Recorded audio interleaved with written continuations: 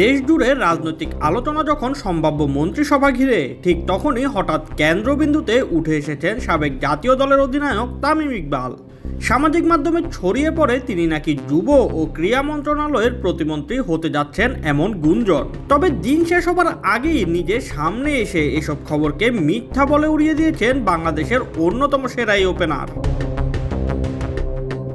ত্রয়োদশ জাতীয় সংসদ নির্বাচনে নিরঙ্কুশ সংখ্যাগরিষ্ঠতা পাওয়ার পর সরকার গঠনের প্রস্তুতি নিচ্ছে বাংলাদেশ জাতীয়তাবাদী দল নেতৃত্বাধীন জোট। সম্ভাব্য মন্ত্রিসভা নিয়েও রাজনৈতিক অঙ্গনে যখন জোর আলোচনা চলছে, তখনই বিভিন্ন সামাজিক মাধ্যমে তামিমের নাম ছড়িয়ে পড়ে। বিএনপির সাথে তামিমের ঘনিষ্ঠতা আছে এমন সব ধারণা থেকেই এই গুঞ্জন তৈরি হয়েছে। এমন খবরে দ্রুত প্রতিক্রিয়া জানান তামিম। নিজের অফিসিয়াল ফেসবুক পেজে দেওয়া এক পোস্টে তিনি বলেন, আজ সারাদিন আমাকে ঘিরে মিডিয়া ও সোশ্যাল মিডিয়ায় নানান গুঞ্জন দেখতে পেয়েছি, যা পুরোপুরি মিথ্যা।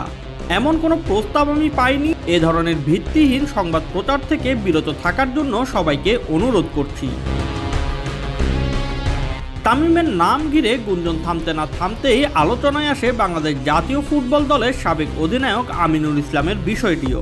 নির্বাচনের আগেই তাকে সম্ভাব্য ক্রীড়ামন্ত্রী হিসেবে ধরে নিয়ে আলোচনা চলছিল। যদিও ঢাকা 16 আসনে বিএনপির প্রার্থী হয়ে তিনি জয়ী হতে পারেননি।